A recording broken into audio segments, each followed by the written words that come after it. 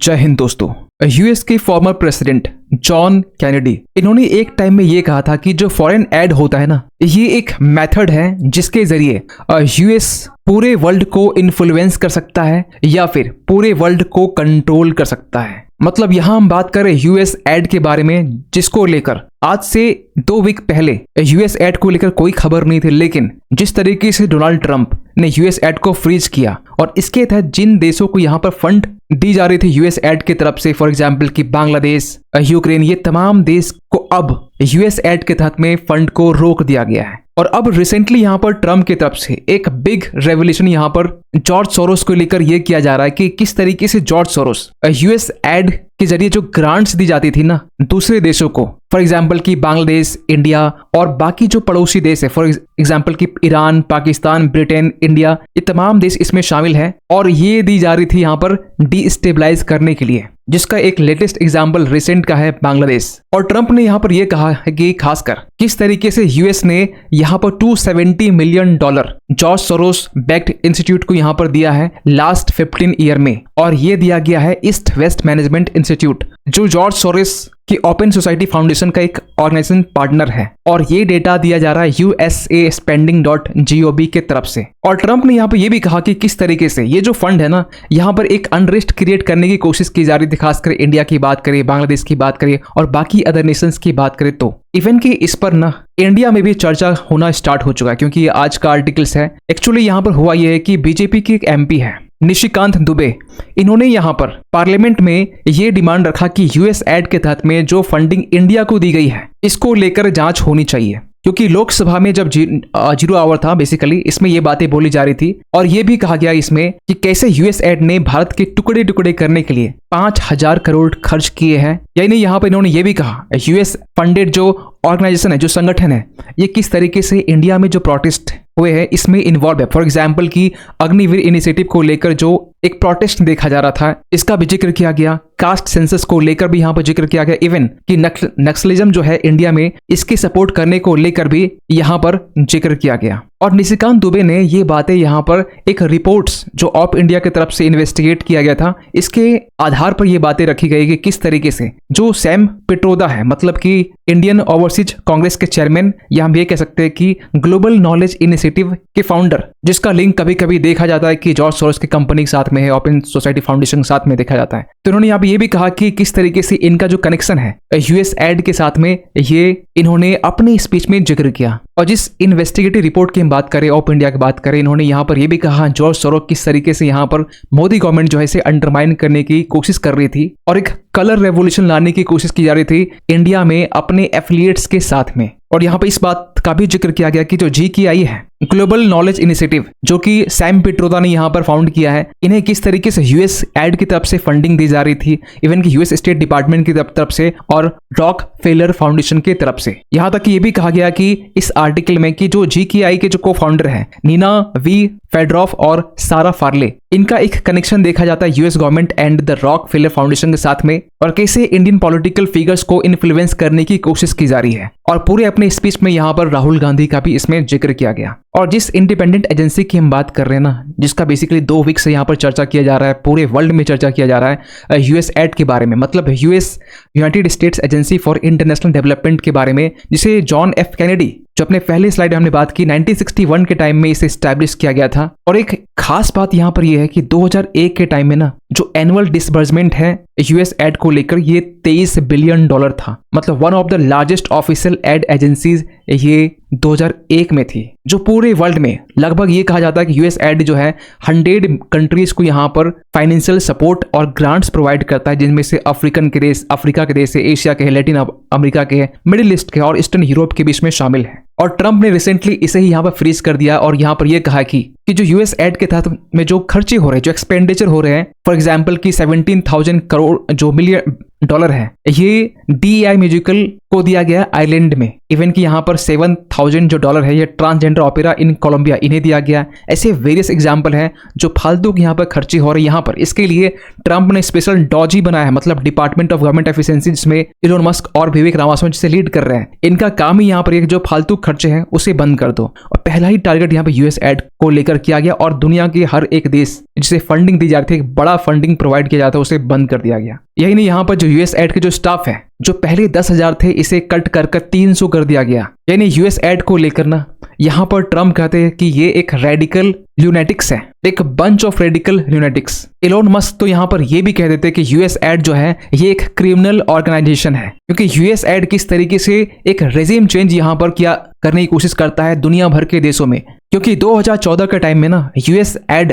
जिसका link CIA के साथ में देखा जाता था, इसके बारे में ये कहा गया किस तरीके से कलर रेवोल्यूशन लाने की कोशिश की गई यूक्रेन में, और यहाँ पर जो ओल्ड गवर्नमेंट है इसे ओवरथ्रो करके एक न्यू गवर्नमेंट यहाँ पे स्टैब्लिश किया गया। और ये सब कुछ मुमकिन हो सका यूएस एड के तहत में, जहां पर $5 बिलियन खर्च किए गए थे। यही नहीं, यहाँ पर जो रॉबर्ट F कैनेडी है जो फिलहाल ट्रम्प एडमिनिस्ट्रेशन में health and human service secretary है, इन्होंने अपने लेटेस्ट इंटरव्यू जो कि जर्नलिस्ट टकर कार्लसन है इन्हें दिया था। इन्होंने यहाँ पर यह कहा कि किस तरीके से यूएस एड जो है एक रेजिम चेंज करवाता है। इसके बारे में वेरियस सिविल रेवोल्यूशन यहाँ पर किया गया, जिसमें 2014 की जो रेजिम चेंज है यूक्रेन में, जो वहां के जो प्रेसिडेंट थे इन्हें यहाँ पर हटा दिया गया, विक्टर यानुकोविच, इन्हें हटाकर दूसरा रेजिम को यहाँ पर स्टैब्लिश किया गया। और यूएस एड की जो फंडिंग है ना ये बेसिकली यहाँ पर ओपन सोसाइटी फाउंडेशन को दिया जाता है और इसके जरिए पूरे रेजिम को चेंज किया जाता है। और ये भी देखा जाता है किस तरीके से जो ओपन सोसाइटी फाउंडेशन की जो जॉर्ज सोरोस है इनके बेटे का यहाँ पर इमेजेस डेमोक्रेटिक पार्टी के जो लीडर है for example Barack Obama,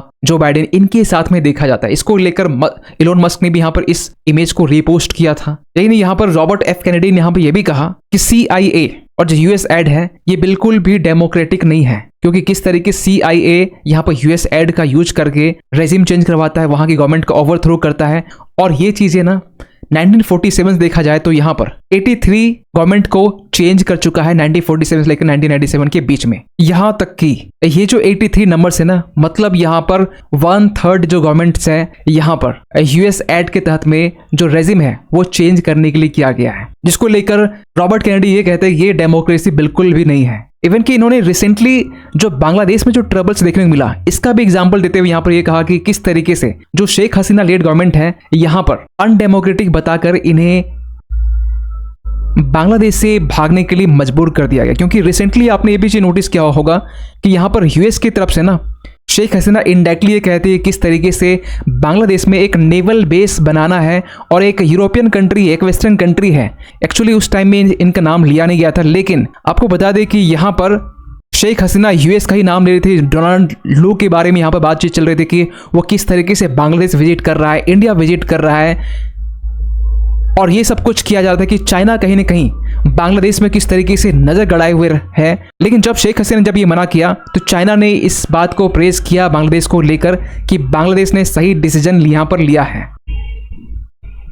even कि इस बात की खबर ना द संडे गार्डियन, यहाँ पर भी आर्टिकल्स में इस बात की खबर छापी गई थी, जहाँ पर इन्होंने ये लिखा था कि सितंबर 2024 में का ये बेसिकली आर्टिकल्स है जहाँ पर यह कहा गया कि हसीना लेड जो गवर्नमेंट है यहाँ पर किस तरीके से यहाँ पर इन्हें हटाने के लिए मार्च 2019 से ही यहाँ पर कॉन्स्पिरेसी रची जा रही थी। और ये चीज़ें जब क्लासिफाइड डॉक्यूमेंट्स के एक्सेस के बेस्ड पे आधार पर जब ये कहा गया किस तरीके से यहाँ पर एक नॉन प्रॉफिट ऑर्गेनाइजेशन यहाँ पर है जिनका नाम है IRI, मतलब इंटरनेशनल रिपब्लिकन इंस्टीट्यूट, ये इसके पीछे इन्वॉल्व है रेजिम चेंज करने के लिए। और इस IRI ने यहाँ पर किस तरीके से एक ब्रॉडर ऑब्जेक्टिव को इम्प्लीमेंट करने के लिए NED का यहाँ पर मदद लिया, और NED के साथ में यूएस एड का भी मदद लिया। मतलब NED यहाँ पर सेम काम करता है जिस तरीके से यूएस एड करता है। और इस NED के बारे में ना इलोन मस्क ने यहाँ पर यह कहा था कि ये एक स्कैम है, ये एक स्कैम है जो रेजिम चेंज मशीन की तरह काम करता है, दूसरे देशों में तख्ता पलट यहाँ पर करता है। और इसी डॉक्यूमेंट में यहाँ पर यह भी कहा गया किस तरीके से यहाँ पर बांग्लादेश को लेकर जो प्रोजेक्ट तैयार किया गया ये कैसे यहाँ पर इंडिया के इंटरफेरेंस को भी काउंटर बैलेंस करेगा। और IRI को यहाँ पे एक टास्क दिया गया कि आप इंप्लीमेंट करो वो प्रोजेक्ट जिसे फंड करेगा यूएस एड, और ये एक प्रॉपर प्रोग्राम के तहत ये किया जाएगा। मतलब जिस प्रोग्राम का नाम बेसिकली यहाँ रखा है पेरिस, मतलब promoting accountability, inclusivity, resiliency support programme, जो 2019 मार्च से लेकर जनवरी 2021 तक इसे चलाया जाता है, जिसका बेसिकली पर्पस ये था कि जो पॉलिटिकल पार्टिसिपेशन है इसे इनहेंस करना बांग्लादेश में, और एंटी ऑथोरिटेरियनिज्म वॉइसेस को एम्प्लीफाइड करना। यही नहीं, यहाँ इसके बाद में 2022 सितंबर यानी कि फरवरी 2021 से लेकर फिर 2022 सितंबर तक में फिर से पेरिस कैंपेन को रन किया गया, और इसके लिए $9 लाख जो है वो ग्रांट के तौर पर, मतलब फ्री के यहाँ पर बांग्लादेश को दिए गए, सरकार को नहीं, जबकि यहाँ पर ऐसे NGO एनजीओज को दिए गए जो बेसिकली शेख हसीना के अगेंस्ट जो काम करे। यानी यूएस एड ने यहाँ पर कुछ एग्रीमेंट में भी साइन किए जिसमें यहाँ पर $202 मिलियन मतलब 2414 करोड़ टका, अगर बांग्लादेशी करेंसी में बात करें तो ये बांग्लादेश के इंटरिम गवर्नमेंट को दिया गया। मतलब मोहम्मद यूनुस को ये दिया गया कि आप शेख हसीना का जो तख्ता पलट वो करवा दो, बाकी चीजें हम देख लेंगे। और जब रिसेंटली यहाँ पर बांग्लादेश के लिए जब यूएस एड के तहत में जो सपोर्ट है जब वो रोका गया, तो यहाँ पर जॉर्ज सोरोस के जो बेटे हैं एलेक्स सोरोस, ये मिलते हैं मोहम्मद यूनुस से, लेकिन दोनों के बीच में बातचीत क्या हुई इस चीज को लेकर कोई भी अपडेट नहीं है। पर ऐसा नहीं कि यहाँ पे यूएस एड के तहत में ओनली इंडिया बांग्लादेश ही टारगेट है। आप देखें कि 2018 के टाइम में निकारागुआ यहाँ पर भी किस तरीके से एक रेजिम चेंज के लिए यूएस एड रिस्पॉन्सिबल होता है। इस एड का यूज करके कैसे यहाँ पर रेजिम को चेंज करवाया जाता है। यही नहीं, वेनेजुएला का एग्जाम्पल भी एक ऐसा एग्जाम्पल है जहां पर यूएस एड का फंड यूज करके यहां पर जो इंटरनल अफेयर्स के जरिए रेजिम को चेंज किया जाता है। 2019 रिपोर्ट की बात करें तो यहां पर यूएस एड और एनईडी मतलब नेशनल एंडाउमेंट ऑफ डेमोक्रेसी, ये दोनों मिलकर किस तरीके से फंड प्रोवाइड करते हैं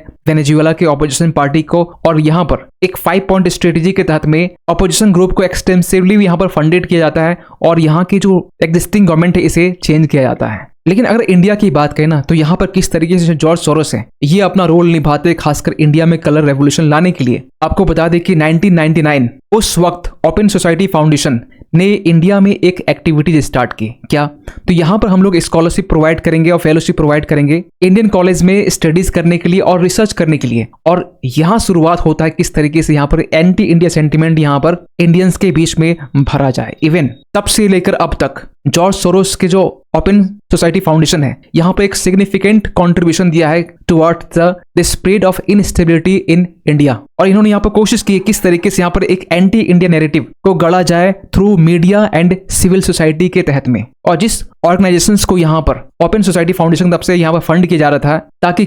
कैसे यहाँ पर एक कैओस क्रिएट किया जा सके, एक अनरेस्ट क्रिएट किया जा सके। और ये चीज हमें देखने को मिलता है एक एंटी फार्म लॉ प्रोटेस्ट में। इवन कि 2023 फरवरी के टाइम में भी जो अडानी हिंडनबर्ग जो कंट्रोवर्सी निकल के सामने आता है, ये भी एक इंडियन गवर्नमेंट के ऊपर में एक अटैक था कि कैसे इकोनॉमिकली यहाँ पर वीक किया जाए और जो करंट गवर्नमेंट है उसे उखाड़ दिया जाए। और एक लिंक दिखाया जाए कि कैसे यहाँ पर मोदी गवर्नमेंट और यहाँ पर एक बिजनेस टाइकून अडानी दोनों के बीच में एक क्लोज अलाइज है। और सेम बातें यहाँ पर कांग्रेस भी करता है। लेकिन 2021 के टाइम में ना, जब ये बातें कहीं कि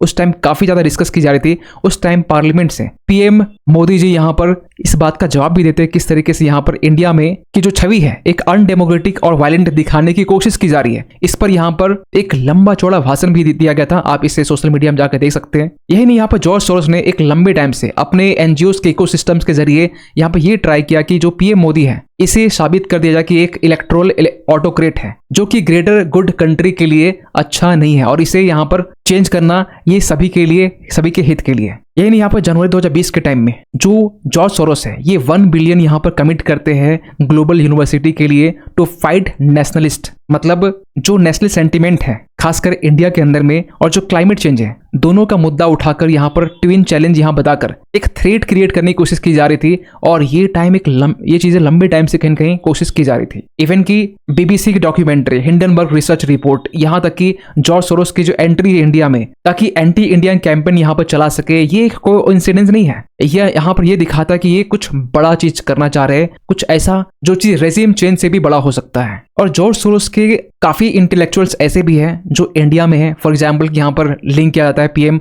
फॉर्मर जो प्राइम मिनिस्टर मनमोहन सिंह की जो बेटी है अमृता सिंह, इनका नाम, यहाँ तक कि एक ऑथर एंड सोशल एक्टिविस्ट हर्ष मंदिर जो खासकर एंटी सीए प्रोटेस्ट में जिनका नाम देखा जाता है, किस तरीके से ये सिविल अनरेस्ट क्रिएट करना चाह रहे थे इंडिया में। और इनका जो एनजीओ है कारवाए मोहब्बत, ये एक एक्टिव रोल प्ले कर रहा था खासकर शाहीन बाग में। और यहाँ पर कह रहे थे कि अब फैसला संसद में या सुप्रीम कोर्ट में नहीं होगा। सुप्रीम कोर्ट ने अयोध्या और कश्मीर के मामले में सेकुलरिज्म की रक्षा नहीं की है और इसलिए अब फैसला सड़क पर होगा। ये बातें यहाँ पर खुलेआम ये कह रहे थे। इवन कि यूएस एड का लिंक कांग्रेस पार्टी से भी देखा जाता है, क्योंकि यहाँ पर शशि थरूर एक टाइम ये कहते हैं, 2009 की हम बात कर रहे हैं, कि जो जॉर्ज सोरोस है ना, ये हमारा एक ओल्ड फ्रेंड है, मतलब पुराना मित्र है जो कि इंडिया के बारे में सोचते हैं, इंडिया के नेबरहुड के बारे में सोचते हैं। और ये कोई इन्वेस्टर नहीं है, ये इन्वेस्टर से भी ज्यादा है, मतलब कुछ बड़ा है, और ये वर्ल्ड सिटीजन्स के बारे में कंसर्न है। यहाँ तक कि सैम पिट्रोदा जो चेयरमैन है इंडियन ओवरसीज कांग्रेस के, जो लॉयलिस्ट माने जाते हैं सोनिया गांधी के, इन्हें भी यहाँ पर यूएस एड की तरफ से इनके जो एनजीओज हैं, ग्लोबल नॉलेज इनिशिएटिव, इन्हें फंड दिया गया है। यहाँ तक कि जो कांग्रेस लीडर राहुल गांधी है, ये भी फॉर्मर एडमिनिस्ट्रेटर्स जो यूएस एड के हैं, समानता पावर, इनके साथ भी यहाँ पर 2023 के टाइम में उज्बेकिस्तान में एक मीटिंग कर चुके हैं। यहाँ तक कि राहुल गांधी का यहाँ पर जो एक मीटिंग है सुनीता विश्वनाथन जो कि हिंदूज फॉर ह्यूमन राइट्स, इनके साथ ही मुलाकात हो चुकी है, जिनका बेसिकली एक टाइज देखा जाता है जॉर्ज सोरोस के साथ में और इस्लामिस्ट इंडियन अमेरिकन मुस्लिम काउंसिल के साथ में। और कुछ इमेजेस उस वक्त सोशल मीडिया में तेजी से वायरल हो रही थी, जो इमेजेस आप यहाँ पर देख पा रहे होंगे, ये रहा इमेज सुनीता विश्वनाथ की। और अब तक इंडिया में जो मेजर डोनर्स अब तक जो रहे ओपन सोसाइटी फाउंडेशन के अलावा MacArthur foundation, Ford foundation, even की लिस्ट यहाँ पर आप देख सकते हैं जिनके तरफ से कितने फंड दिए गए, किस साल दिए गए और कितने दिए गए। यहाँ तक कि जो OCCRP है, यूएस एड कैसे इंडिया की फाइनेंशियल मार्केट को टारगेट कर रहा था, इस पर भी कुछ टाइम पहले डिस्कशन की जा रही थी, जहां पर organise crime and corruption reporting project है, जिसको लेकर पहली बार जो मीडिया पार्ट है ये एक आर्टिकल पब्लिश करता है किस तरीके से जो एक इन्वेस्टिगेटिव जर्नलिज्म है वो यूएस गवर्नमेंट के साथ में एक लिंकअप देखा जा रहा था। इसके बाद में दुनिया भर के आर्टिकल पब्लिश होते हैं। इवन की 2008 मई की हम बात करें तो OCCRP को यूएस एजेंसी की तरफ से $1.7 मिलियन दिए गए थे, और ये वही OCCRP है जिन्होंने अदानी ग्रुप को लेकर काफी कुछ बातें यहाँ पर रिसेंटली बोली गई थी। खैर, जिस यूएस एड की हम बात करते हैं, इस यूएस एड के तहत में ना ओनली बांग्लादेश, यूक्रेन और अफ्रीकन देश को नहीं, इंडिया को भी यहाँ पर इससे फाइनेंशियल सपोर्ट दिया जा रहा था, लेकिन यूक्रेन और बांग्लादेश के कंपैरिजन में ये काफी ज्यादा कम था। और इन्हीं ट्रम्प की तरफ से जिस तरीके से फ्रीज कर दिया गया है, ये बेसिकली ये दिखाता है कि यहाँ पर कि ट्रम्प के आने के बाद में जो हिंडनबर्ग के जो फाउंडर है, इन्हें यहाँ बंद कर दिया जाता है, यूएस एड को फ्रीज कर दिया जाता है। और ये सब चीजें हो रहा है ट्रम्प के आने के बाद में। डोजी जो डिपार्टमेंट है, ये बनने के बाद में जो फालतू खर्चे हैं, इसे बंद करने के बिहाफ में ये सब कुछ किया जा रहा है। ऐसा नहीं कि ट्रम्प के आने के बाद में सब कुछ चीजें सही हो गई है, इंडिया के अगेंस्ट जो ताकत जो काम कर रही थी ये अब उनकी उल्टी गिनती शुरू, ये ऐसा कोई बात नहीं है। लेकिन हाँ, ये सब कुछ हो रहा है ट्रम्प के खुद के इंटरेस्ट में, क्योंकि इंटरनेशनल रिलेशन में एक बातें काफी ज्यादा बोली जाती है कि इंटरनेशनल रिलेशन में कोई किसी का परमानेंट दोस्त नहीं होता है, कोई किसी का दुश्मन नहीं होता है। ये सब कुछ होता है, किया जाता है खुद के इंटरेस्ट को सर्व करने के लिए। खैर, आप क्या सोचते हैं पूरी इस अपडेट को लेकर कमेंट कीजिएगा। और जाते जाते एक क्वेश्चन सभी के लिए, हाल ही में यहाँ पर किस मिनिस्ट्री ने यहाँ पर शतावरी फॉर बेटर हेल्थ, ये एक कैंपेन है जिसे लॉन्च किया गया है। आपके सामने ऑप्शन है ministry of women and child development, ministry of Ayush, ministry of health and ministry of home affairs. सही आंसर कीजिए कमेंट सेक्शन पे। मिलते किसी अगले वीडियो में, तब तक के लिए थैंक यू सो मच।